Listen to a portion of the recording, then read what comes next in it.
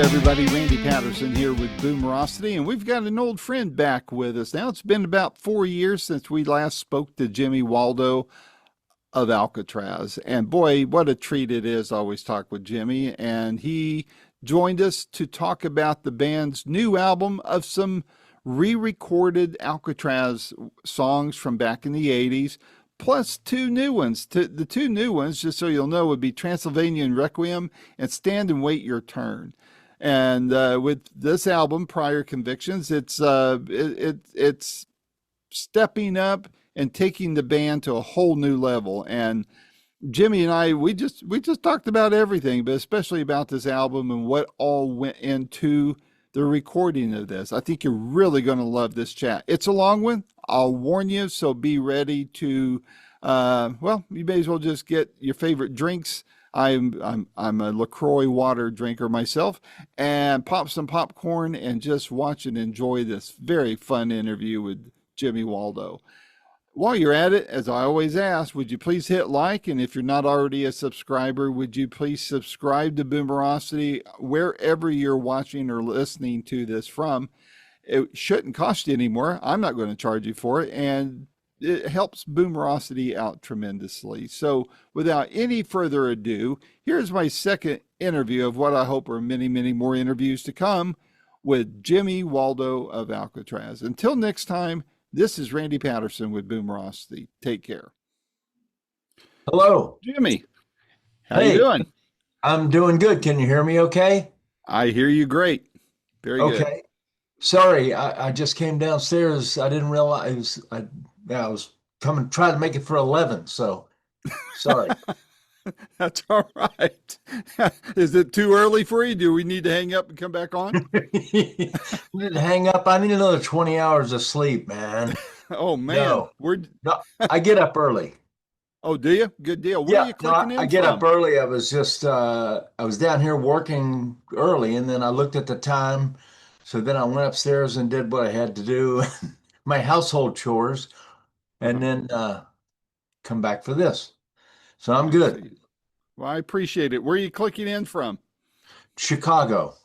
All right. Good deal. A little nippy up there, huh? It's getting there. It's like, it's been unbelievable so far. The weather's been like the perfect spring weather. Really? Wow. And very unusual for this time of year. Let's see, what's it, October? Late October. Usually by now it'd be cold. Yeah. Yeah. And it's not. I mean, I don't even wear a coat most of the days. If I go out, I don't wear a coat. So it's just getting now to the point where if you go out at night, you really gotta wear a jacket. Yeah, same here. Not quite that bad, but getting there. The leaves are falling, and overnight's getting into the 40s for us. Where are you? I'm in the Smoky Mountains. I'm in Sevierville, Tennessee. Oh, wow. My brother's lives in Nashville. Oh, really? Really? Yeah, and I come to Nashville all the time, see him. I'm overdue. I'm overdue to go there. I worked there for about a year and loved it. Then the pandemic hit. They sent us all home, so I came here, and things changed. And I've been back a couple times since then. But gosh, fun town, a lot of fun, especially for music. Yeah, my brother and I, he lives out in Brentwood, so we just hang out there, out that way. We don't even go into the city really. We a couple of restaurants that he likes that we go to, but mostly just hang out at the house. Yeah, I have an aunt, I guess you could say almost a great aunt, but she lives in Brentwood, and usually when I go there, I try to stay down near Cool Springs Mall. There's a few hotels there I like, but I have cousins over in the Sylvan Park area. That's where I lived renting when I was working there. And my favorite restaurant there's a salad that Jay Alexander's has that I absolutely love. Absolutely. I can't remember the name of it, but I know it when I see it on the menu. I eat there all the time with my brother. He lives about 8 minutes from Jay Alexander's, and another really good restaurant we like, Amerigo's. Oh yeah. It's right around the corner from Jay Alexander's. The salad I like at J. Alexander's is I think they call it some kind of an Asian salad. It's Yeah. got it's got an Asian kind of dressing to it. It is so good. But I've I had think we're their talking the same thing. It's oh like you man, can tell it's been chopped up in a food processor or something. that's it. That's it. That's it. Very Yeah. heavy chop job, but it Yeah. is great. Oh man, what a good I salad. know. I'm getting hungry, man.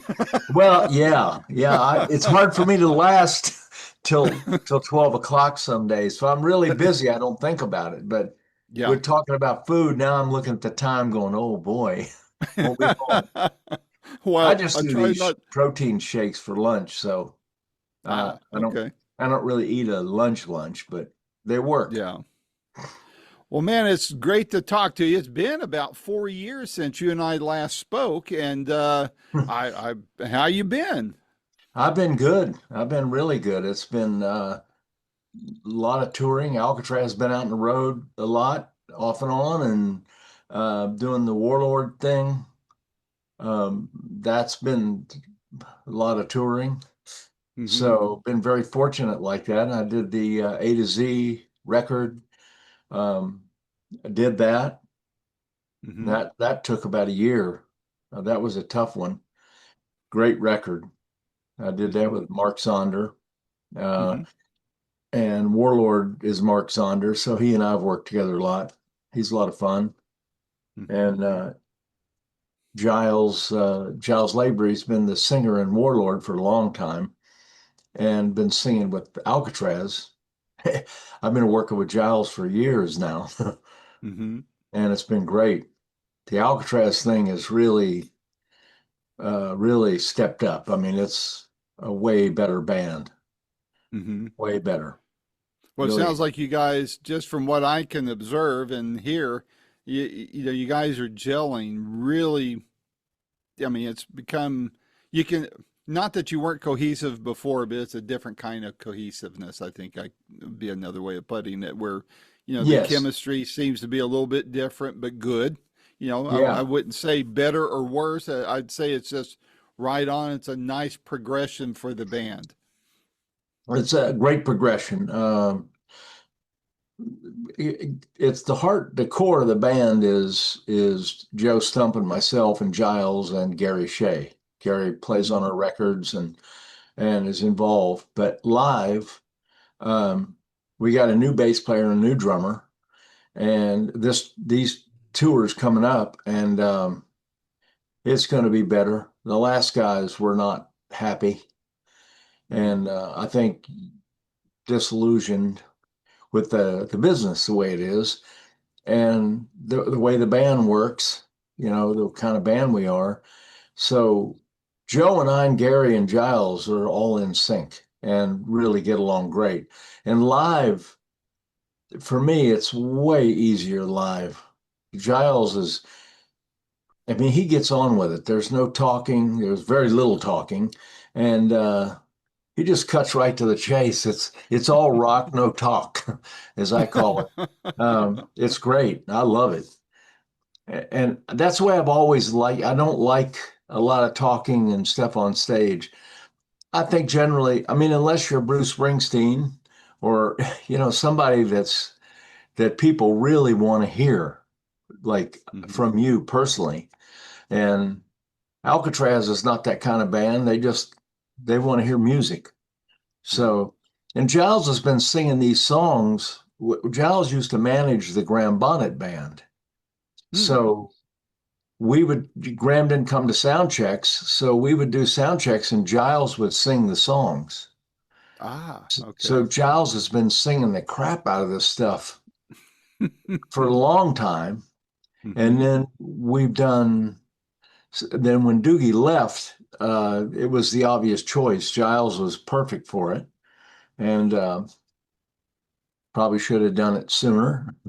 But so we've done over 100 shows with Giles at this point, Hmm. and it's just going real smooth. It's great. Well, I want to get to this album, but you said something that I didn't even ever think about asking people. I kind of allude to it in some questions, but you mentioned about disillusionment in the business. Do you see that a lot amongst your peers? Because I know this business is crazy. I Yes. see very little of it from my level as an interviewer, but and as a fan. But I don't see how musicians do it, honestly, because the labels extract so much from you guys and demand 360 deals and all that, and always in your pockets and then kicking you to the curb. And so I get it as a fan. I can only imagine. I was in the high tech industry for 20 years, been kicked to the curb a few times, so I get it. Oh, What wow. is what is what are you seeing amongst your peers similar to the example you gave a moment ago? And I would expect that they would not talk to you about this, Hmm. doing an interview. I mean, I wouldn't, honestly. But I'm telling you now, and I'm being honest. It's just, I think a lot of people thought Alcatraz was worth a certain amount of money, and they thought, oh boy, I'm going to make a lot of money with these guys. We're going to be playing in big places. Well, Alcatraz makes the same money and plays the same places that hundreds of other really well-known bands play. That's just Hmm. the business now. You don't you don't play 2,000 seaters. Occasionally, maybe if there's two or three acts on the bill that are all got names, we do that, and we have done that. But generally speaking, you're playing 500 seat clubs, Hmm. and that's just the nature of the beast. And there's a lot of guys in the business that I have friends that will not they they can't wrap their head around it. They Hmm. just keep thinking, well, this is wrong. Everything's wrong. The glass is half empty to them. Well, all this is terrible. The business is terrible. I can't believe we're playing these little 500 seat clubs and stuff. And I've told them as a friend, not even bandmates, just guys. You can't cry about it. It is what it is. And it's sort of like the heat in the kitchen thing. If you don't like the heat, then get out of the kitchen. And that's kind of what it is because you can't change what's going on out there. Yeah. This is what people pay for, and this is what promoters do, and nothing to do with the record companies. And a lot of these guys, I know some people that think, well, the record company should pay a lot more money, and the record company, should give a bigger advance, and a record company should give us tour support. And those days are gone. So it's not any one record company. That's just the business. The Yeah. business doesn't generate our business anyway, doesn't generate the kind of numbers. If a Yeah. record company like with Capitol Records, Alcatraz, our last record deal on Capitol Records was $250,000 Wow. um, to do the record, and we carved out enough. I think we were making about 150 bucks a week out of that. We broke that all Golly. down.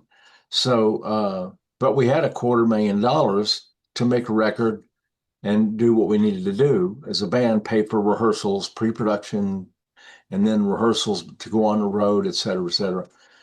But that's long gone. But I know guys who still think that they're worth the band. Oh, this is worth 200. We should have $200,000 and do a real record and be able to go to Peter Gabriel's studio, in Bath, England, and record. And well, I don't Private understand. jets. Yeah.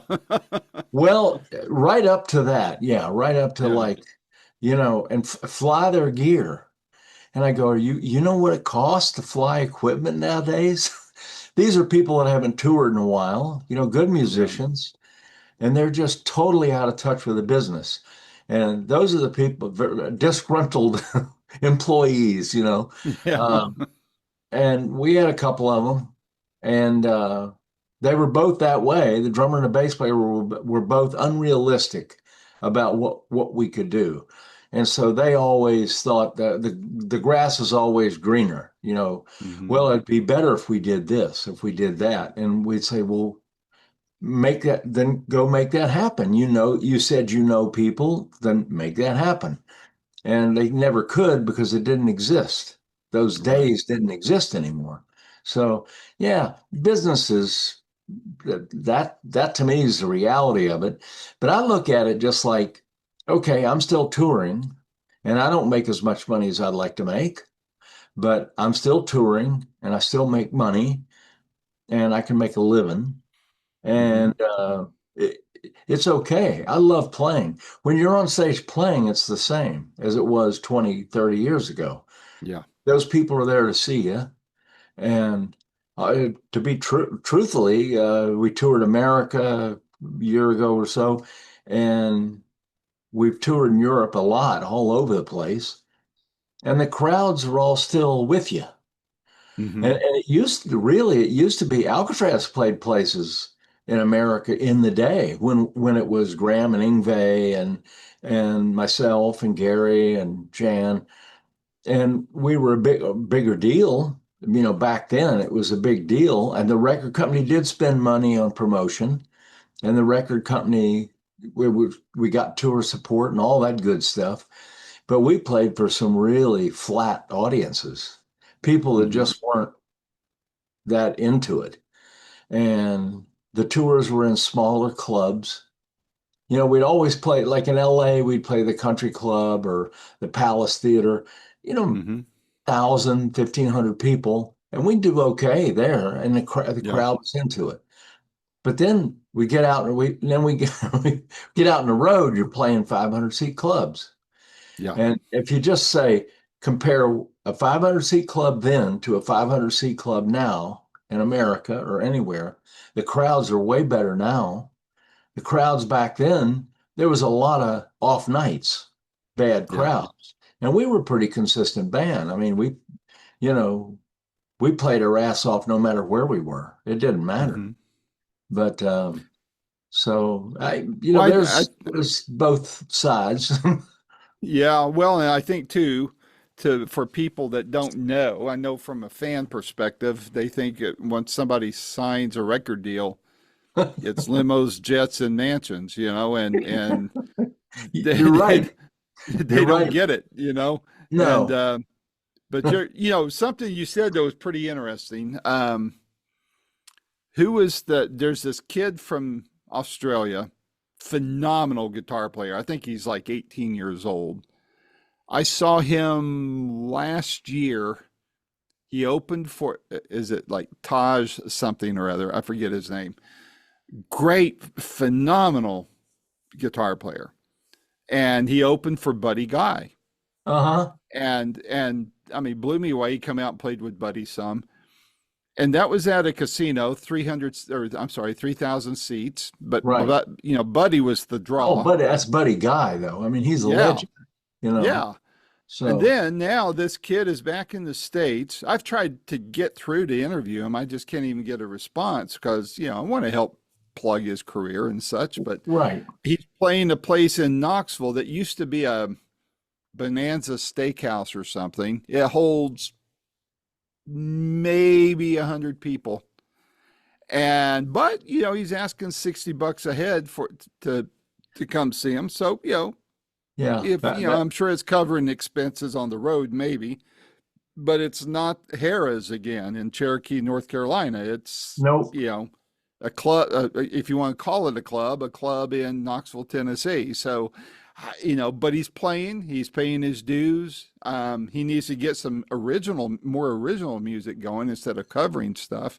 But, He's but primarily a that's the business. blues guy. Blues and rock. I mean, he would be kind of a Stevie Ray Vaughan type, probably Okay. Bonamassa, maybe, somewhere around in Right. there. Right. But even Bonamassa, when you look at what he does live, he's always changing up. He's got more of a production. He's got female singers sometimes. Mm-hmm. Musically, he plays with a lot of different styles of musicians, and his records reflect that. And Mm-hmm. so he's not just a blues guy, that No. plays just blues places. He can play anywhere, Yeah. and people respond to that. So that Yep. it's tough, man. The guy you're talking about, the Australian kid, that's tough Yeah. because I don't think, I think you have to be pretty amazing as a guitar player but you got to have songs and a personality. And Hmm. like Yngwie is a good example. Yngwie, you know, he does well. He goes out and sells 1,000 seats, 1,500 Hmm. seats. But but but Yngwie's got songs, and we're not talking about, the perfect hits singles, but he's got the songs that his people, his crowd wants to hear. And Hmm. they might as well be hits because people that are into Yngwie follow that. But he's built that. That's taken him years. Yeah. Yeah. That started after Alcatrazz. I mean, he didn't just walk out after Alcatrazz and start playing 1,000 seaters. Yep. That didn't happen that way. It took him a long time. Yep. So Yep. Uh, even Yngwie and Steve Vai, I'm sure if you talk to Steve, I saw him here in Chicago a year or so ago, and he and I kind of talked about that a little bit. And he's been touring, counting Frank Zappa, he's been touring for over 40 years. So you figure 35 years of that has been kind of on his own. So he got out Yeah. of Zappa, then he was in Alcatrazz. So yeah, David Lee Roth was fine, but that's David Yeah. Lee Roth. Yeah. That wasn't For as Steve. long as it lasted. Yeah. Yeah, exactly. So after David Lee Roth, I skip over the Whitesnake thing because that kind of doesn't count, but it's still not Steve Vai. But when Steve Vai was on his own, I know he'll tell you he was not playing 10,000 seaters or 5,000 seaters right out of the box. Right. It's taken him years to build it Yep. up to where he sold out a 2,000 seater here in Chicago. And his whole tour was like that, Yeah. selling out nice sized places. Yeah. But Steve, what I call, he beats the bushes. This guy Yeah. plays all the time. He's Yep. always touring Europe, the United States. He's just always on the road, and he's putting himself out there. I mean, working And with Jay. sharp businessman too, it seems like. Oh, very incredibly sharp guy. And I Yeah. think there's somebody that knows where they're at, got their shit together, that Yeah. that Yeah. understands what the business is, understands what the whole guitar hero thing is. And Steve doesn't position himself as a guitar hero. I mean, he is that to, a lot of people, but that when you see a show, that's not the way he comes off. Yeah. There's a lot of Yep. people are there just glued to the guitar, but Steve talks and tells stories, and it's just he's more of a personality, and he's got a really talented band, and Hmm. so yeah, it's tough. It's Boy, and hard. he still branches out. He did that whole beat tour and Yeah, and yeah, which was he amazing. worked with others. Yeah. Yeah, oh yeah, And that's a testament to his ability too. So oh yes. well, tell me about prior convictions, man. This is fun stuff. Tell me the story behind it and how it came together. Well, as I was saying before, we'd been touring with the Grand Bonnet Band, and Giles was singing our sound checks by default. So we needed somebody to sing at a sound check. So Giles was singing all these songs that are on that record. There's only a couple of Hmm. songs on there that he wasn't singing live.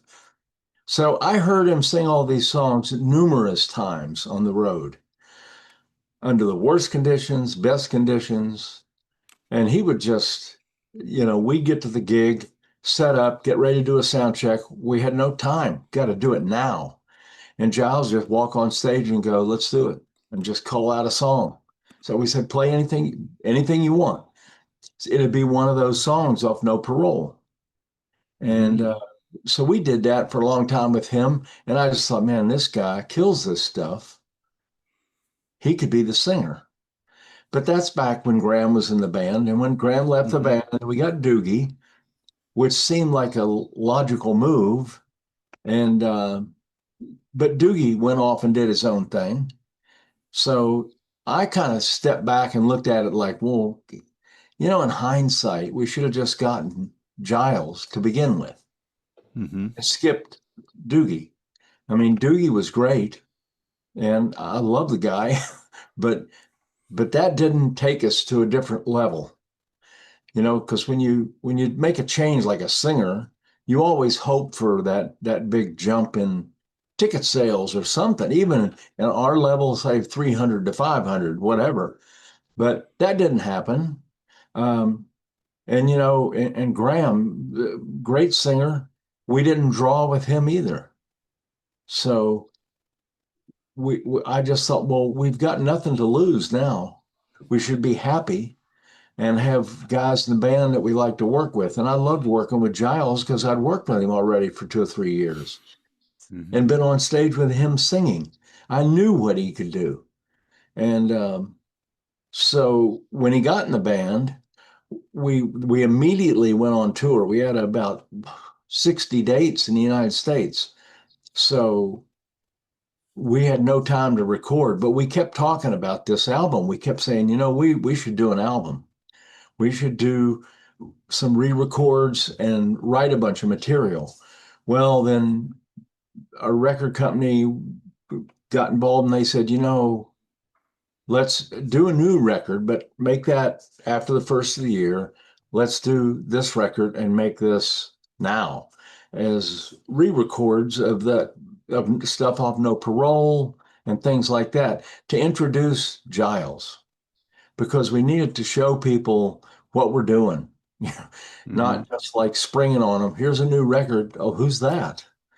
Kind of thing. So Right. this was a great introduction because it takes if people can now they hear these songs, they know what the songs are supposed to sound like, and if they like the songs, then Giles represents these songs great. It's not a question of does he sing them better than Graham or anything. That's kind of nonsense. Yeah. It's more about is it good or isn't it good? Right. Whoever singing it's me, you, whoever.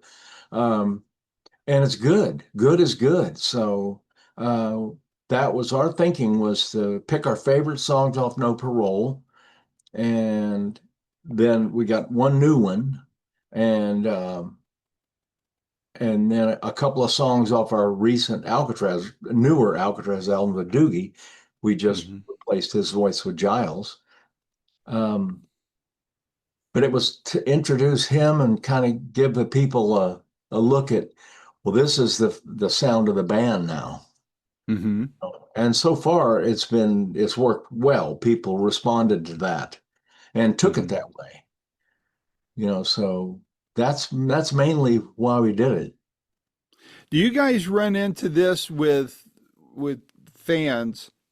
I mean, I hear it all the time. I interview all sorts of people, and I won't name names, but let's say I'm talking to somebody who is still the original member of a band, Yeah, and yet he might be the only original member of the band. right. And I'll interview. Yeah, there you go. And Yeah. and and then I've interviewed him, and then I get the feedback of, well, that band's not that band without. And then they'll name their favorite person that they miss. And sometimes I think they just want to complain. But you look at the Rolling Stones. I mean, dear God, they've been around for 60 years. And it's just Mick and Keith now. The rest of the band are not original. I mean, No. Woody is almost that way, but but still, Yeah. I mean, years before he joined the band. So, do you Yeah. guys run into that at all? Uh, we haven't run into any problems. I'll put it that way. I've had everywhere we played, we've had no complaints. We had no fans have said, "Oh, well, I thought it was going to be Graham, or I thought, this or whatever." No, it's not the original band. We haven't had any of that. Um, I have talked to a few fans just off stage, backstage, whatever, and we're signing autographs. And I've had a few questions. People say, well, how did you do this? How did this come about? Uh, and I told them, I explained very quickly what we did. And I don't think I've had any negative questions like, oh, boy, it's not the same band. Well, I've had none of that. And which I thought it was going to be way different. I thought we'd hit the stage with Doogie and it would be, uh-oh. But I miscalculated in a good way. that, Hmm. and it's no offense against Graham, but like I said, we weren't selling thousands of tickets with Graham, and he's got fans, a lot of fans, but they weren't showing up at the shows. Yeah. And so I won't say the band wasn't as big as he thought it was, or some people thought it should be, because there was an illusion about, Graham and Doogie. Oh, well, now you guys are gonna with Graham Bonnet, you must sell. People thought we were playing thousand seaters and big places, you know, Hmm. and because Graham came out of Rainbow, and of course that's Rainbow. That's not Graham Right. Bonnet. He's a singer in Rainbow. How many have there been? And Right. they had some pretty good success with a few songs, but Yeah. those weren't their biggest hits. But Rainbow was always uh, Rainbow, a big band. They Yeah. could do Donington, they could do those kind of venues. It almost, no offense to any of the singers, but it didn't matter who was singing. It was their songs and however it worked. Richie Yeah. Blackmore. So I look at it like, I would argue with people. Anybody would come to me and say things about how negative stuff, but oh, it's only one original member. Well, it's two. It's Gary Shea and myself. That was always the heart of the band. And Hmm. again, that's not an offense to Graham necessarily. He wasn't a participant. Graham, you just gave him a piece of music and he would write lyrics and a melody. Hmm. And released on the first record. And he wasn't driving the band. He had no ideas about we should do this, we should do that. Yngwie was the driving force as a guitar player. When he and I put the material together, Yngwie would come in with a song, Yngwie's song, and I'd make a few suggestions maybe. And some of the stuff that I wrote was with Yngwie, but Hmm. but we had a direction. And I don't know how that got in my head or where that came from, but I was just doing what was natural to me. I wasn't Hmm. thinking about Rainbow or Deep Purple or whoever. And Yngwie was influenced by all those people. But when Yngwie and I would write, or he and I are working just two guys, no amp, and I'm just a Casio keyboard writing songs, in an apartment. Hmm. Um, that's where the rubber hits the road, so to speak. It's like either you got it or you don't. Hmm. And we weren't talking about Rainbow or Deep Purple or any of those bands. Or Ingve was a big Uli Roth fan. Uh, we didn't talk about. We wrote music, and Ingve would say, "I got this song, man," and he would play me this song, and I wasn't hearing it being like somebody else. To me, that was Ingve.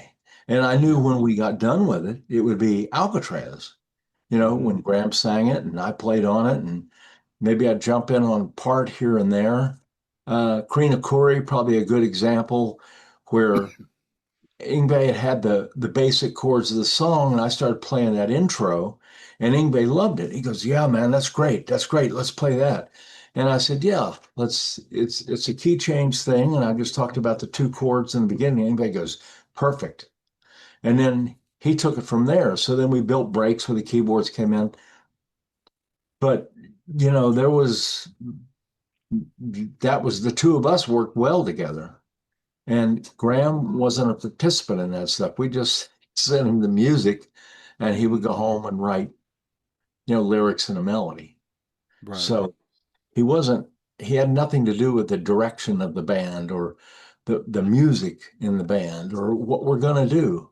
It was myself and Gary and the manager Yeah. running the band, making the Wow. decisions about, okay, we're going to tour. Well, what are we going to do? Well, no, let's not do that. Well, do you think if we tour with Night Ranger, can we get good sound checks or, logistical stuff? It was Gary and Hmm. I and Andy Truman. Andy Well, was that a might have been a really, bland, that might have been a blessing in disguise and not have too many cooks in the kitchen, don't you think? absolutely, because knowing Graham, he would have had nothing to offer. He didn't know anything about touring or anything. So, um, excellent musician and a great writer, but he just wasn't a band driven guy. He was the guy that you just tell him what you want or what to do, and he would do that. He was Hmm. more money driven than music driven, so to speak. Yeah. So um, Gary Shea and I had a lot to do with that. So if anybody came to me and started bitching about, oh, there's not many original members, I'd say, well, first of all, I would say well, we put the band together. We made it happen. We made the car go. You know, Graham got in the back seat and rode along for the ride and did his Hmm. job, but he Hmm. wasn't a driving force. And second, I would say look through history at all the bands that have changed members for hundreds of reasons. You know, guys died or hated each other and had to leave or whatever. So bands continue on. So Yep. I'm not gonna, some members leave in a band or get fired or whatever happens. Oh, that's the end of my career. I'm going to stop all the work I put into Alcatrazz and the years I put into that. Oh, well, it's not original anymore, so I can't do this. Well, obviously I can because it's working. Yeah. So, Yeah. and Well, no you're worse. kind of you're kind of a John Mayall of your genre there, because I mean, let's look at it. You got Ingve. Yeah, I mean, I've interviewed three of these people that I'm about to mention to you right. that played for you, at least on one song or more, and that's Ingve, Steve Vai, and Kristen Pelletieri. I mean, he Yeah, worked on what, one song or something with you, or a couple songs. we did on a record. Chris wrote a Yeah, song. Chris is a dear friend, and I love yeah, him. great But he did. guitarist. Yeah, oh Yeah, my gosh. and He's a and now he's a deadly guitarist. He's scary guitar player. Yes. yeah, but unappreciated really here in the States compared to Yes. like Japan and Yeah. the Far East and such. But and now you've got Joe. So what? How do you? I mean, I'm pretty much serious when I call you the John Mayall of the genre. Oh, What? and I How do you? love John Mayall, so I know exactly what you're talking about. That's how I discovered Eric Clapton. Yeah, I yeah. didn't know who Clapton was, and it's John Mayall. And I was listening to Mayall one night, and I was like, man, I love that guitar player. And our guitar player came and listened. He goes, wow, we got to find out who that is. So in those days, there was no internet. So you got on Melody Maker magazine in England, and you Hmm. start looking through we had to order Melody Maker as an import magazine. Oh And gosh, yeah, expensive. yeah, we were in North Carolina. And so we get Melody Maker and find out who's doing what. That's how you found out. And Melody Maker was really up to date. So Yeah, if they said so and so's in a band, that person had just joined that band. It was within weeks. yeah. And we found out about Eric Clapton. Yep. Well, and then Walter Trout after him. I mean, just great Oh, stuff, And so great. you're kind of processing them through there now. I mean, how do you feel about that? I mean, you got to look at their solo careers after they've come through Alcatraz and go, hey, I feel like I might have contributed to their success on that. Well, I think the band Alcatrazz contributed to that because people had a lot of respect for Alcatrazz, and they respected us because we had these great guitar players. So when Ingve left, we discussed him. I said, I knew you were going. We were in the middle of a tour, and I said we had an argument or something, and he was arguing with Graham about some stuff, and in the dressing room, and I took him aside. I just physically, put my arm around him and said, "Hey, I know that you're not happy. I know that you're going to do your own thing. It's okay. I didn't expect you to be around forever. You're not that. I know what you're going to do." And he goes, "Yeah, man." He goes, "I just got to have my own band." And he goes, "I love you guys, and I would never leave this tour. I'm a professional and blah, blah, blah." And I said, "That's great. No problem at all." And we shook hands and hugged, and that was that. And Steve Vai was the same thing. Steve Vai, we started, we were going to do a tour, and our first date was in LA at the, or Huntington Beach. And, and, and Steve came to me after the show. The Winnebago was in the parking lot running, getting ready Hmm. to go. And we were getting ready to get on it. And Steve took me aside and he goes, if you come here, I need to talk for a minute. He goes, I'm going to be joining David Lee Roth, leaving the band after this tour. And I said, I wasn't surprised at all. And I said, man, that's great. Congratulations. That's a really good gig for you. And I'm sure you'll kill it. So no hard feelings. And Steve says, well, great. I'm glad you feel that way. And that was all. We were done. Hmm. So those guys, I didn't expect them to stay around. And I don't know what John Mayall was thinking when Eric Clapton was playing with him, but I'm sure if you'd ask him 20 years later, he'd say, well, I'm not surprised. That guy was great. He had a lot to say. And Hmm. Steve and Yngwie both had a lot to say as guitar players and musicians, writers. So I wasn't surprised at all when they left. And Joe is a different animal. Joe is every bit as talented as they are, and great songwriter and a fun band member. Uh, Joe's a Joe's more of a band guy. He likes being in a band. Joe doesn't. He makes solo records at his house himself. He makes great records. Um, but he's not doing that thinking, oh boy, I make this solo record, it's going to sell, X records. This is what he loves doing, Hmm. is playing in front of as many people as possible. He has Joe Stump's Tower of Babel, and that is a band, but getting that off the ground is tough because Alcatrazz has more of a name and it's easier to plug into tours. And Yeah. if you go to a promoter and say you can have Joe Stump's Tower of Babel or Alcatrazz, most of the time, and no offense to Joe, because they're a great band, great players in his band, and great songs that he wrote, great singer. But unfortunately, the name thing, they're going to pick us. Yeah. So it's tough. It's tough out there. In the old days, a band could be that group of people.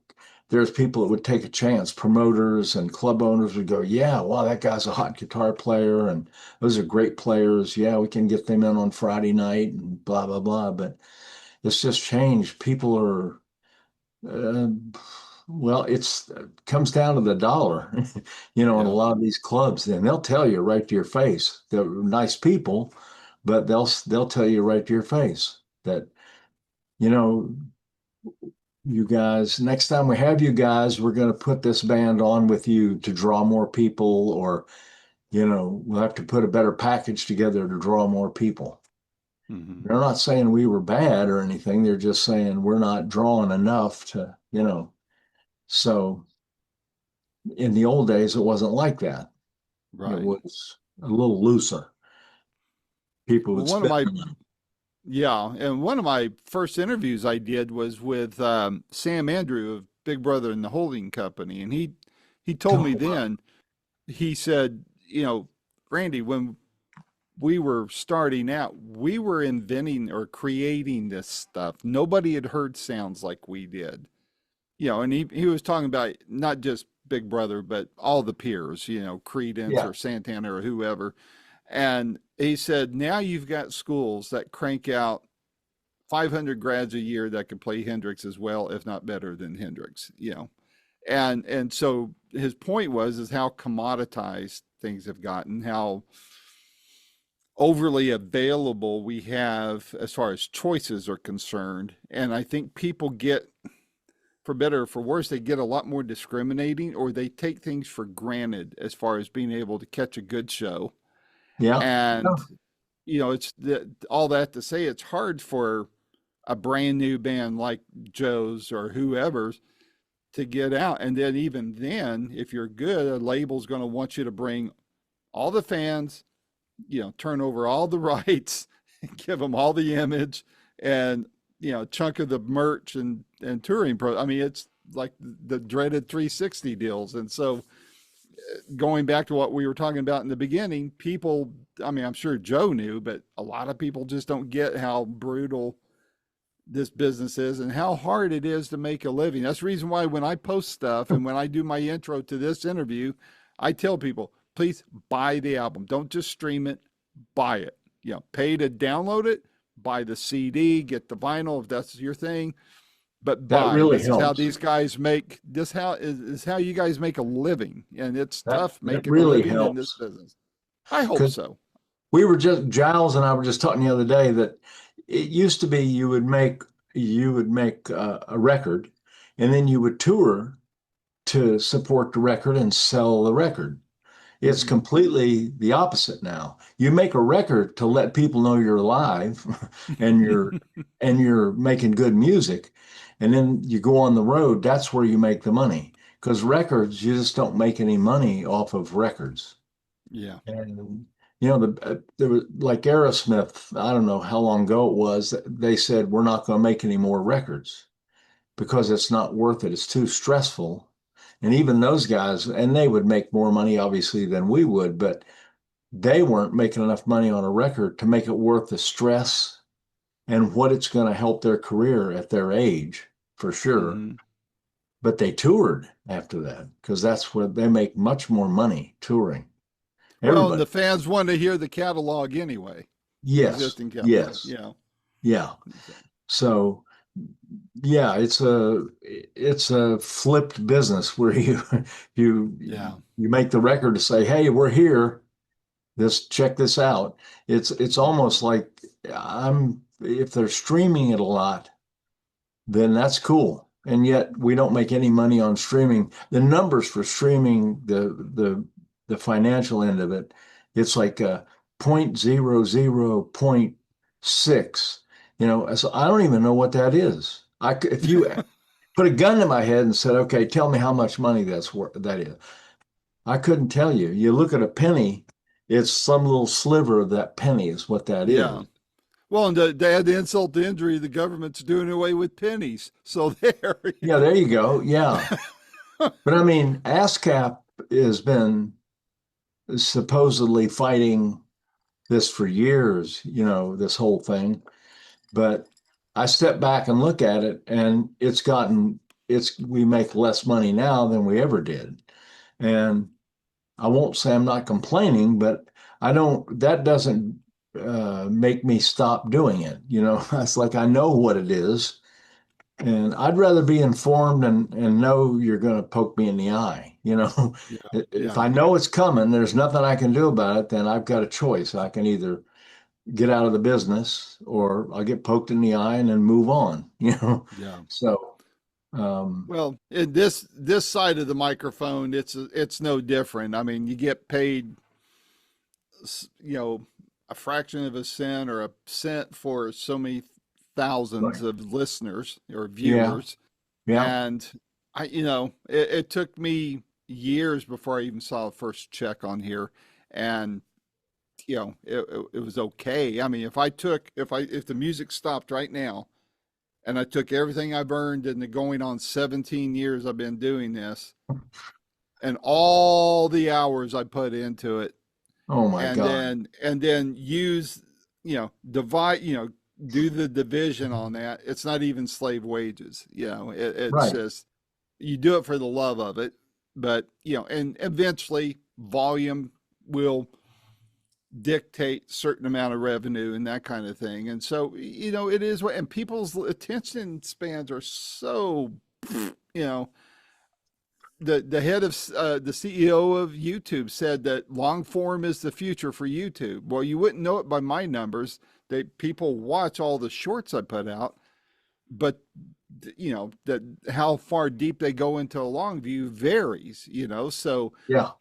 I just hope that people catch what they want. I mean, I'm sure there's a lot of skipping through, catching what they want to hear, and that makes up the traffic, But for you guys, I hope what it really boils down to is like, oh, Randy's talking to Jimmy again. All right, that must mean Alcatrazz has a new album. They're talking about it. I'm going to go buy it.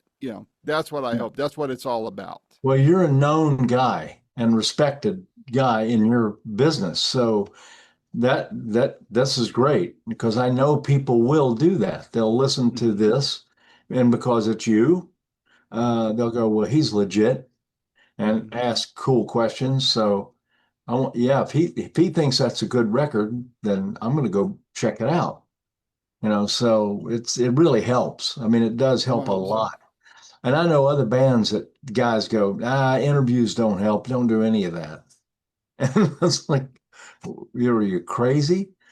Because But then all they the did it. interviews, But then they did it during the pandemic when there was nothing else to oh do. yeah. Well, then it's like, oh, help me, help me. Yeah. Yeah, yeah. Um, But doesn't work that way. It's a two-way street. And I understand it. I've got friends that do it, and not to the level that you're doing it, but mhm. um, and they know how hard it is just trying to get anybody, trying to interview somebody, and you call them up, and the artists are hard. Some artists are hard to get, Mhm. so they'll come to you. They'll you hear from you, and they go, "Yeah, I'll do it. Yeah, Yeah. let's do it." So Well, it's tough.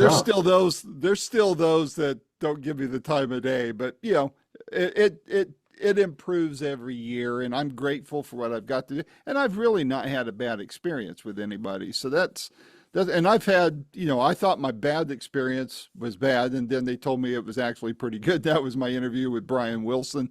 It lasted 2 minutes and 20 seconds. And he wasn't mad or anything. He didn't storm off. He just answered my questions very quickly and succinctly. And then all of a sudden he goes, "Thank you for having me on, man. Goodbye." It's like, okay. Wow. It's on my website. You can go hear it. But hey, I got to talk to Brian Wilson, right? To Brian, So, exactly. I was going to say the same thing. It's amazing. Like if I'd love to meet Paul McCartney and speak with him. yeah, And yeah, it wouldn't be about the Beatles. It'd just be about meeting him and asking him some musical questions. yeah, And I'm sure he would give me the time of day, but it wouldn't be a half an hour conversation. It'd correct. be 10 or I'd 15 love to talk minutes. to him. Yeah, and then be gone. I'd love to talk to him just about the business aspect of it. But man, I Yeah. know you got to run here to eat, but I want to ask you a couple more questions. That's No, it. as long as you want. I'm Oh, no okay. Um, Looking at this album, I used to say, what song would you point to as a calling card? But I interviewed one guy, Chris Stamey of I think it was the DBs, or forget who he's with now. My mind's gone blank. But he said, "Oh, you mean the gateway drug to the album?" I was like, "Yeah, the gateway drug to the album. Which song would you point to on here to tell fans, to tell new listeners, to tell friends, hey, if you like this song, you're really going to love the rest of the record?" Well, Island in the Sun was our most popular song as far as in the day. It Mm-hmm. was our first video and all that stuff and got a lot of plays, as did God Bless Video off the next album. Mm-hmm. Off this record, I'd have to say Island in the Sun or Jet the Jet. Because Jet the Jet, it worked really well. Giles sings the crap out of it. Um, so if you listen to one or both of those, you'll get it. You know Mm-hmm. exactly where we're at and what kind of band it still is. So I'd have to use those both because they're very different, but it's the What? same guys. Right, right. What do you think? Well, looking at this, and I know, this is kind of a reviewing of the music, but you look at this body of music, the band, all the experience, and looking over your long career, what do you still enjoy most about making music? I mean, I know you enjoy touring. You said that earlier. But what is it about making music that you enjoy the most? Um, when I'm trying to write something and I get frustrated, I'll be like, oh man, I've been on this for off and on for 2 hours today, and it's just not. This idea is not happening. And then all of a sudden, you're doing something and the magic starts to happen. You're like, Mm, whoa, whoa, that's really cool. And then you work off of that and it just explodes. It's just like, wow, this is really coming together. That to me is huge. I've never had a drug problem, but to hear people talk about their first time they did cocaine or something or whatever, well, like, whoa, man, that really blew me away. Well, that's the way writing is for me in creating, when we Hmm. make a record. So I love that. Uh, but I do love playing in front of people. I just love playing live. But the writing and getting that song to come to life, that's really gratifying. That's a good feeling. It's got to be. I mean, I don't write music. I don't play. I'm not a musician. I suck at air guitar. So, but I can only imagine what it must be like to have something, not only to write it and you feel personally good about it, but to have it validated by applause, by repeat attendees, by record Yes, sales, all of yes, that. This has got to be probably absolutely. one of the coolest feelings in the world. Absolutely. And when you're touring and you've just done a record and you can never play that record. You make a record on Monday and you go out and hit the road, right after it comes out. Uh, you can't play that whole record because people haven't heard it. Right. Even if it's come out, they haven't, it takes time for a record to get in their head, if they're into it. So when we play Island in the Sun or Jet the Jet or Queen of Curry, yeah, I can see the look on people's faces and feel they love those songs. And then the applause afterwards. Yeah, Hmm. that's super gratifying. I love that. And we play a lot of songs. We really cleaned the set out, I call it. When Doogie first got in the band, Doogie didn't like playing a lot of that early Alcatraz stuff because he had done it when he played with Yngwie. Yngwie had played Jet to Jet and some of those songs. So Doogie was like, "Oh man, I don't want to do that again. I've done that a million." So we didn't do a lot of those songs. So we filled them in with maybe a Rainbow song, or a Michael Schenker song to make Hmm. Doogie feel comfortable. And the reaction was just not good. Hmm. The people were like, because we're up there and we're rocking out and it sounds good, you get that. That's a reaction. Right. But you can always tell when it's this, just because it's a live band and playing and it's good, okay. But then when it's this, that's, from when they really like the song, Yeah. that's when Yeah. you can tell. Well, Absolutely. I think as a fan, I'll give you an example. The one time I saw Ringo Starr in concert, he had Steve Lukather on guitar. Uh, I think Greg. No, yeah, I think Greg was still with him on keys. Todd Rundgren. I mean, Yeah. big name. Yeah. And saw him in Asheville, North Carolina, and all these guys have stellar careers, right? And, I was a guest of Luke to that show, so I got to go backstage and kind of watch some of the dynamic and such. But, once the show starts, yeah, people are appreciative of, Steve and Greg, playing Black Magic Woman or something. They Yeah. love the song. They love the history behind it all. But they were there to see Ringo, and Yeah. Ringo makes it clear. I mean, it's an all-star band. What does that mean? Each one of these guys are going to have their moment in the sun. Yeah. I enjoyed it, but there were Beatles fans there that were there to only see Ringo, and they wanted to hear Beatles music, or Yeah. and probably even more so than Ringo's own solo stuff. But Yeah. Yeah. they wanted the next best thing to a Beatles thing. So if somebody's stepping in, to your point, when you're talking about Doogie and all that, you got to understand. I mean, it's business. It's yeah, it's really different. And honestly, and it took me a while to understand that. People telling me, managers would say, "You guys got to play that stuff that was successful on this record. You don't understand. The people aren't coming there to hear this and that and the other." And Mm-hmm. we'd go, "Yeah, but those are great songs and we worked hard on that record." And they go, "But they didn't respond to that record. They haven't even heard the record by the time you play the shows or whatever." Yeah. So I get it. I totally Yeah. get it. We played a show with Uli Roth, and Mm-hmm. I knew Uli for a long time. And Uli and I were just talking, and Uli said, out of nowhere, he goes, "Yeah, I'm playing some Scorpion songs in my set that I wouldn't play for years." He said, "People kept asking us, asking me to play these songs because he wrote some of that early Scorpion stuff and blah, blah, blah. And Uli said he fought it. He fought. He didn't want to play it. He wanted to do his newest, latest, greatest. He said, then it just dawned on him.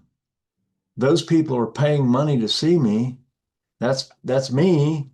He goes, I gotta meet them halfway at least. So he said, I've been Yep. doing it now for a few years. And he goes, it's fine. I'm totally happy with it because I like seeing the reaction from the crowd. And so it's just that's reality. Yep. Yeah, people go see Ringo. Well, you don't go see Ringo play Led Zeppelin songs, so No, and no. nobody's a bigger People, fan than of Todd Rundgren. I worked with Rundgren, and I'm a ridiculously huge fan of his as a songwriter and everything. But it's Ringo Starr.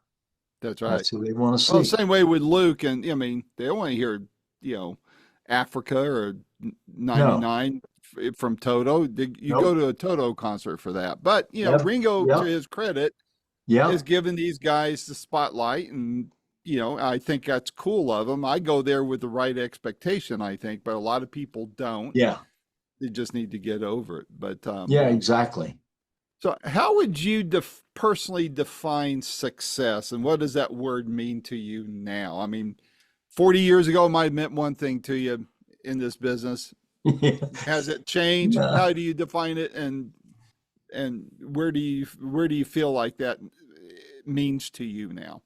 Right today, success means am I'm happy doing this and I'm happy working with the people. It's got to be the people. The people I work with mean a lot. And so I'm successful because I'm working with great people doing great music Mm-hmm. and playing live and making good records, good quality music. So that's success to me. And Mm-hmm. you can't, there's no dollar sign on that, you know. And in the old days, yeah, 40 years ago, well, I wasn't successful unless we could be on, well, there was no MTV then, but uh, It was about to start. It's getting ready to. yeah, yeah. And well, let's take it for like when MTV was in business, then success meant that you were on MTV. Mm-hmm. And then you felt like I used to think, oh man, if we were on MTV, we're done. We made it. We're number 10 in Billboard. Then Yeah. we're look at that, we're right next to the new so and so record. Mm-hmm. And we ended up being on it. Island in the Sun was got played a lot on MTV. And Hiroshima Mon Amour got airplay on MTV. And then later, God Bless Video on the second album got a lot of play. But after Island in the Sun, I realized that MTV was going to help you and could get you to a certain level, but that was not going to be, that's not success. Right. It's kind of like, well, you're successful at that part. You've got that, so you've been successful at getting a song on MTV and at helping your career X percent. But Mm-hmm.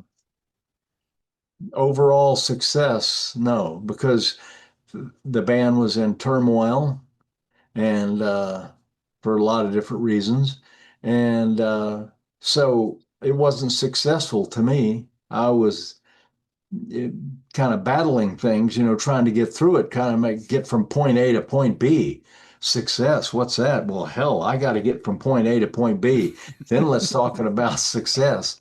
Yeah. Uh, Whereas now, I don't think like that. I think about like, well, we're all happy. We got good people that can really do the job. Everybody's Mm-hmm. plays great, and we all get along great. So, like I said, that's success to me. Has Well, been that'll it. project from the stage too, with you It guys does. are like that. It does. I never used to think, used to see bands. We toured with some bands that I won't mention their name, but huge bands, 30,000 people. And I knew they didn't get along. I mean, they'd come off stage and we're there because we're playing the show.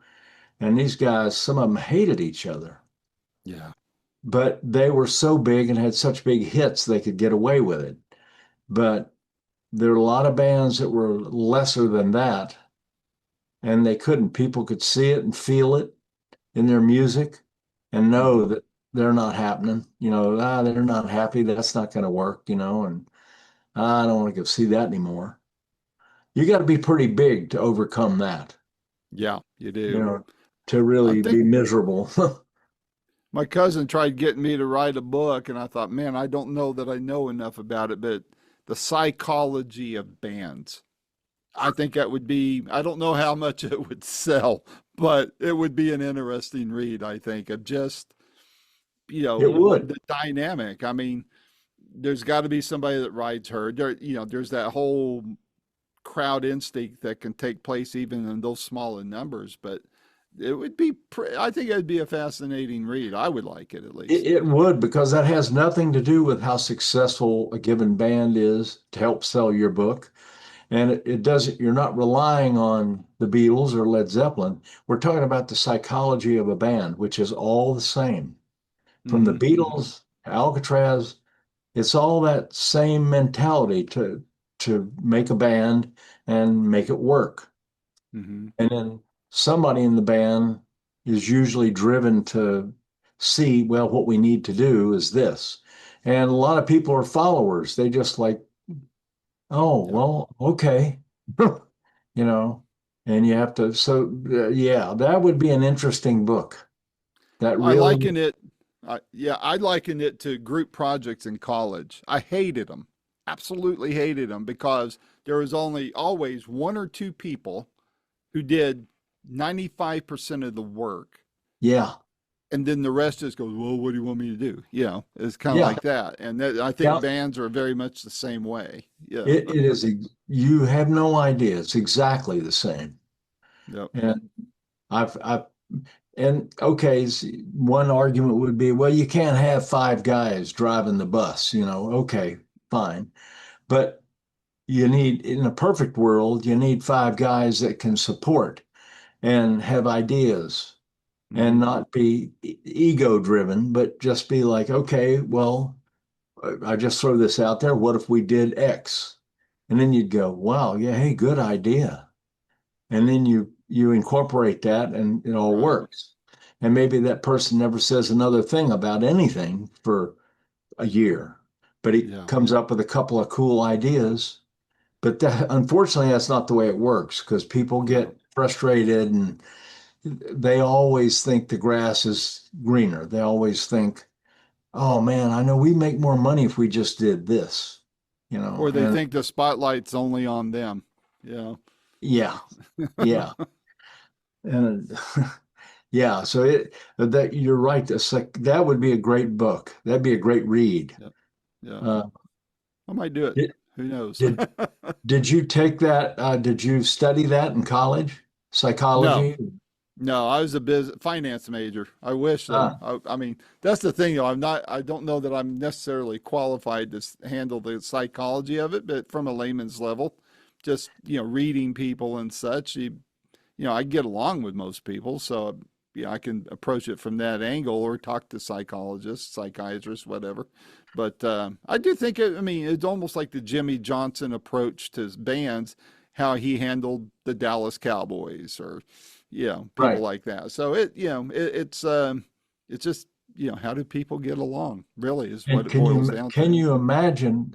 So you got a band, and you're trying to get five people to get along and stuff, and who's ever in charge of the Cowboys, if it's Jimmy Johnson's really hands on, my God, he's got 50 or 60 people, and Hmm. all this pressure of you better win a Super Bowl this year. Oh, that You comes know, from the boss, the owner, I mean, Jerry Jones. I mean, so right. And so you got to think about whoever's in charge of that. You got to go buy some players. And then hmm. you got to make, okay, I bought this guy and this guy, and this has happened in sports. They go out and buy some superstars, and these guys get together, and it's like it doesn't work. Yeah. One guy hits a couple home runs, or does this or does that, and it doesn't work. Same in a band. And I tell people, they some young guys, and they'll say, "Well, yeah, I can get. I just talked to a guy actually that was well, I can't get into who he was, but he was all excited. He'd done a solo record, his first solo record as a guitar player. Uh, and he went out and hired, he had some money. So he hired all these known people to play keyboards and drums um, and stuff like that. And so he was talking to me all proud of that. And he was a little bit arrogant about it, like he had just created the wheel. And I said, well, that's great. He's a great player. He's a great keyboard player. Whoa, man. And that guy's a great drummer, great bass player. I said, but who wrote the songs? And he said, well, I did. And then he says, and the singer did this, and I did this. And I said, well, how much time did you put in the songs? Did you put as much time into writing the songs as you did locating a keyboard player and negotiating with a famous bass player, whatever? And I told him, I said, that won't do you any good. All those players won't do you any good. Instead of selling 10 records, you'll sell 12 because you got Johnny Famous, Yeah. playing. I said, it just doesn't matter. It's all about the song. And if you Hmm. look through history at some of the bands that have had massive hits, the players were, they weren't great players, No. but they gelled. The Beatles all weren't those kind of players. They were great Right. players in a different way, but they Right. weren't like these hot shot, like, oh my God. Right. Uh, It weren't a super group. no, not at all. No. And you don't need a super group to sell records and to be That's right. famous. You need a vibe. A The, vibe. the You got to touch singers hearts. the singer's really good and you can connect with people because it's an emotional thing. And you can get a famous keyboard player or guitar player or whatever. If that's not contributing to the emotion of you connecting with an audience, then it's worthless. But there could be some unknown guy that's playing keyboards that's just got the right vibe. People Hmm. aren't so interested in the notes of a guitar player or a keyboard player as they are and I don't think they break it down and go, well, I'm interested in this or that. It's just a feeling. And when it all gels as a band, they don't care how it gelled or which one of those guys is really a key to that. It's just working. It's a Yeah. good band. Yeah. And a lot of bands like that have had success that weren't the best players by any means. Yep. So I agree. psychology, that's a good one though. Psychology of a band. Because that doesn't pin you down to being writing about a certain band or a certain genre or any. You've Right. got a wide open field. You could be writing about the Carpenters or Hmm. ABBA or Hmm. and that research is Alabama. Yeah. yeah, Whatever. exactly, Yeah. exactly. That research would not be as difficult to do as some other research would be. Um, Agreed. I mean, Alabama, you could find out about those guys, Hmm. and you might have to make a few calls to get a little deeper into the psychology of what was going on in the band, but you could find out about different bands, about their publishing fights and their Yeah. songwriting fights and stuff like that. There's people that know about that. Yep. And if you found out about them, you say, well, why? And they go, well, because so and so thought that this song was better than that guy's song. Yeah. I mean, Agreed. you could do that. Yep. I may do that. It'd be a nice side project for me to do. But That'd be really interesting. I'd buy that. I'd give you a signed copy of it. Well, So, I'd appreciate it. I'll tell you. Gary Shea just wrote a book called oh, No Bass, No Party, and it's been out for a few months, and it's fantastic. Gary, um, there's a lot of, ironically, he's talking about a lot of psychology in there. He doesn't call it psychology, but if you read it, you can you get that feeling that he's talking about different people's mentalities, basically. yeah. Yeah. And he's not making a big deal about it or anything like that, but it's a really good read on part of what we're talking about is having a band, making a band, and what it takes to have a band. Because Yeah. Gary goes through that for his own career, Hmm. and which is a really what Gary did is very typical, what a lot of us did Yep. to to be here right now. Yep. I Cool. heard an interview with Styx with Dennis DeYoung once, and he said, if we would have known how hard it is when we got together, we would have never done this. Wow. Because we didn't know. We just fell into it and just started, you know, doing this, and people started liking it and things started to happen. So we were like, yeah, this is what it's supposed to be. Look at us, we're rocking. Mm-hmm. And of course, they wrote good songs, talented guys, but he said we'd have never done it. And I know a lot of people. I'll bet you'd hear the same thing out of a lot of guys. Yep. God, I'd have known this. Funny story. I interviewed Lawrence Gowan earlier this year. He took Dennis's place, what, 25 years ago or so. And I didn't have the oh shoot. I didn't have the question written down. And I don't know what possessed me to ask it. And if I thought another 2 seconds more, I probably wouldn't have asked it, but I'm Yeah. glad I did. And that was I asked them, how how did you feel about South Park doing Sail Away? And I don't know if you've ever seen that video, but it's No. hysterical. It's absolute. Oh, Look it up. I can You got imagine.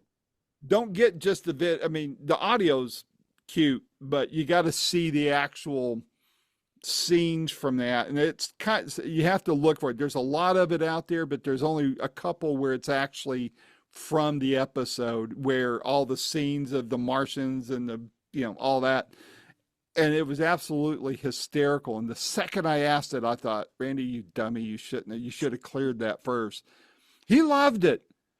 And he said, yeah, after every show I go on the bus and I watch it. I don't know if he was making that up or not. Right. So I put the interview out there, and there was like 2 or 3 magazines picked it up and comment. I mean, it went semi-viral as far as Wow. information goes, and other people picking it up, and it was like, who knew? Who knew? But it's one of those things where people took, was able to allow themselves to be part of humor. I don't think they were really being made fun of. Certainly not the song or the band, but Right. but Right. um, but it allowed it to bring things down to a couple levels to where people weren't taking things quite as serious. Yes. And and if people, I think if bands did that, crowds would sense that too, and the ripple effect of it emotionally would be pretty cool. And I think you're absolutely right. I think humor does that. And especially you talk about South Park. I mean, that's the basic thing. I love South Park. I just think it's brilliant. Those guys that did that are just, and I just saw a show on that. The guy that created it and stuff, and him talking and how his kids reacted to it. And he Mm-hmm. would hear episodes, his kids would be in the car playing an episode on their phones. And he's driving. And he said, he hears something familiar and he goes, what are you doing? They said, well, we're playing the one with so and so and so. And he didn't even remember. He'd done 800 episodes. Wow. And he goes, Wow. some of them I just didn't remember. But yeah, you got a good point there. It's like that brings it all down to a street level where Yeah. Well, everybody can laugh at that.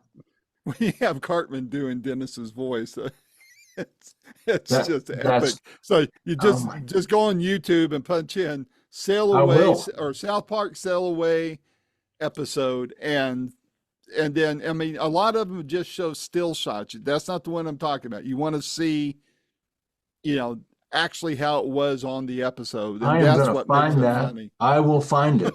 That sounds great. You got So, me interested for sure. Now, where did well, you last come up with that? You just off the top of your head, just to ask him that? well, I mean, I've got kind of a warped sense of humor anyway, but for some reason, years before, my daughter said, Dad, check out South Park. And she showed me that episode. And I was laughing so hard, I couldn't help it. And then, that still little impish voice kind of whispers that one in your ear while you're interviewing a rock Because star. you're And talking to the singer. Yeah. yeah, well, yeah, I mean, Lawrence didn't record it originally, but Right. he's He the wasn't voice what now South on Park was stage. about. Yeah. Right, right. But And still, so just, I mean, it's so irreverent humor anyway, but I yeah, that's just, great. so I lucked out on that one. I didn't hack off Lawrence on Yeah. One of on those guys would pitching go, that one yeah, up hey, to me. thanks a lot. Goodbye. Yeah. Yeah, don't ask to interview us again. So Yeah. Yeah. Lose my number. right, please. But final question for you: what's on Sure. your radar for the rest of the year and going into next year for Anthrax? Um, we are going on tour. Let's see. Alcatrazz tour starts November 9th in Sweden, and we finish in Germany December the 8th.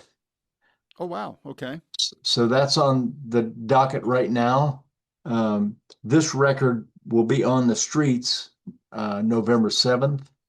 okay, The singles have been coming out, but the actual album will be on the streets.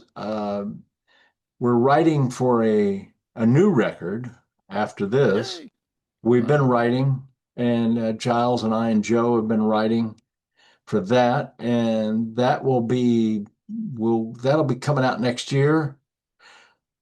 I don't know when, because it'll depend on we've got about 20 songs, but we're hard on ourselves about that. So we'll pick through everything, and a lot of stuff will go right away, and then somebody will get an idea and we go, hey, got a new one. And so then mm-hmm. another one will go. So it evolves, but that's what we're doing. We're Cool. touring starting November 9th, we're touring. Well, we rehearsed for a couple of days in Sweden, in Gothenburg, Sweden, and then play a show in Gothenburg, and then play Sweden and Finland and Norway, I think. And then we fly down to Belgium, Ah, and then we start the rest of Europe uh, touring. very But good. that's what's on the docket this year for Alcatraz. Yeah, Well, well, man, I'll keep an eye on you guys, and if you get near me, say within a couple hours, I want to catch you guys live and meet you backstage, and shake yeah. hands Well, and it'd be really cool, and I would love that. And with Alcatraz, I don't know. Um, I just don't know when we're touring America again, because yeah. we did um, Hmm. a year or so ago. But yeah, if we do, that'd be great. I'd love to meet you Yeah. Well, and in if you're going to person. be working with anybody else and going to be near the area, my email address is real easy. It's randy@boomerocity.com. So Yeah, drop me a I note got it. and we'll hang and be good to meet you face to face. And Yes, man, when this Alcatraz album starts looking like it's coming out next year, let's do one of these and do yes, some pre-buzz on it. Okay. I would love to. And All I'm right, sure man. Michael will hit you up. Yeah. Uh, Well, Michael's a good guy. He's yeah, he's a really good guy and he's on it. yeah, He he is. knows what he's doing. He's been there, done that. He's like Yes, he yourself, has. been doing it a lot of years. He knows the way it's run. So I Yep. know I'll be seeing more of you. Oh, good, good. And any other projects you're working on, just let me know, and I'd love to do my part to help get the word out. I mean, I'm I I'm not really Rolling appreciate Stone. that. I'm not Rolling Stone magazine, thank God. But hey, I've got the Hey, regular followers, and that can help fill in those gaps. and So. Rolling Stone magazine only does very select bands for very select reasons. Mm-hmm. It's got Mm-hmm. to be a fashion thing or a trendy thing or Taylor Swift, you know, which is fine. I love Taylor Swift, but that's Taylor Swift. That's right. Different That's a crowd. woman that changed the economy in the United States for a minute. So That's right. Never has to work again. So. I don't think so. You won't catch her at Walmart, put it that way. or Dollar General. No, yeah. You won't believe who's working at Dollar General. Well, who? Taylor Swift is the cashier at Dollar General. That'd be talk about a goof, a sense of humor. If she set that up right, that would be a funny. funny thing for her to do. The only thing is, I guess Saturday Night it's Live. it'd be a slap in the face to some Dollar General people. I don't know how that works, but to see Taylor Swift on a video, not all made up and everything, but looking like a regular, girl, checking people out and Yeah, people looking at her going, because a lot of people wouldn't recognize her, and some people would go, "You look like Taylor Swift," and she go, "Oh, thank you," I get and that then all the time. yeah, I get that all the time. Oh my God. I could see you and I could create some problems here. Yeah. Yeah. Yeah. Davy Jones told me once, he goes, fans are so funny. He goes, they'll come up to me in the store. He goes, I had a lady come up to me once and go, do you know who you are? Yeah. Yeah. Well, when I had the band New England in Boston, Mm-hmm. and Gary Shea and I were riding a subway to rehearsal.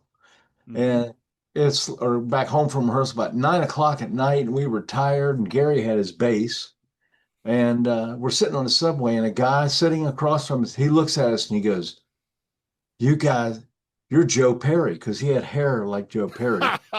And he says, "You're Joe Perry. You guys are out. You guys are Aerosmith." And we went, "No." And then I said, "No, we're not Aerosmith, and we're whoever we were we're New England at the time." And he says, "Oh, come on, don't lie." And he made a thing out of it. So that's what I did. I stopped and I said, "Do you think Aerosmith is riding a subway with a guitar going to and from a rehearsal?" I said, "Think about it, how big Aerosmith is. At that time, they were at their peak. Those Right. guys were making millions of dollars." I said, And "So, snorting most of it. yeah, what are you thinking?" And the guy looked at me and he went, "Oh, yeah. Oh, I'm sorry. I'm really sorry." I said, "No, no offense, but I just, hey, Aerosmith doesn't ride subways at that That's point." right. I think Steven is living in Nashville now. Oh, really? Yeah. Yeah. Or he Huh. has a home there. And his ex-girlfriend lives there too, BB Buell, Liv Tyler's mom. Oh, yeah. She lived, I her and met her her. husband live there. Yeah. I So, met her when I worked with Todd Rundgren. oh yeah, yeah. I went back when she was with Todd. Yeah. I was doing a New England record up at Todd Rundgren's house, and Wow. for a couple of weeks, and she was there. I had dinner Mhm. one night. I went up for dinner, and she was there. I didn't know who she was. I wasn't familiar with the model scene. She was Right. very nice, Yeah. and to me, it was just like me and Todd and her and the babysitter Yeah. were having dinner, and I didn't know. And then later, somebody said, "Who was at dinner?" And I told them, and they said, "Do you know who that was? That little baby? That was Liv Tyler's." And that was Liv Tyler. And I was like, "What?" Yep. That made me feel old. I'm thinking, "Oh my God, I could have been her father."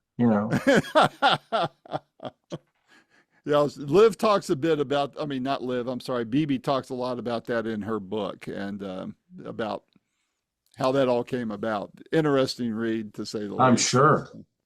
She So, seemed like a very nice person, and yeah, Todd's a yeah, nice guy. So, yeah. uh, and I knew Steven Tyler years before. We played some gigs together just as they were getting going.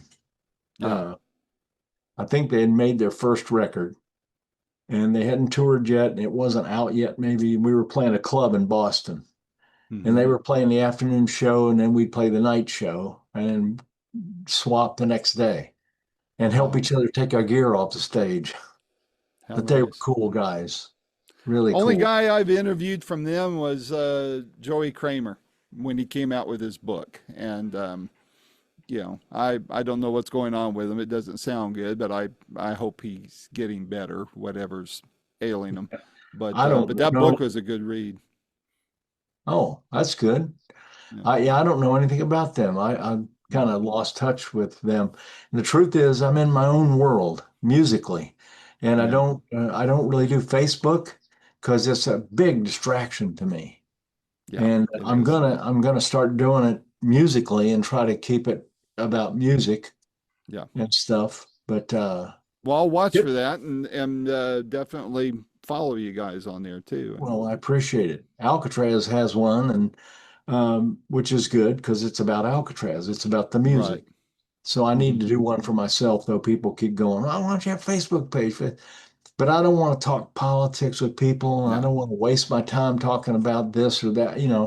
Hey, let's talk about music or Yep. something that's, Yeah. whatever. I like to skeet Needs to shoot. be So, neutral. Needs to be neutral territory. That's what I try to be. I have my political opinions, but right. nobody cares what those are, and they just want to argue anyway. So let's just talk about You music. know, I tell people that scream at me about they're ranting and raving about something, and I go and I disagree with them, but I don't say anything. I listen. Then when they get done, I go, okay, you know what? You convinced me.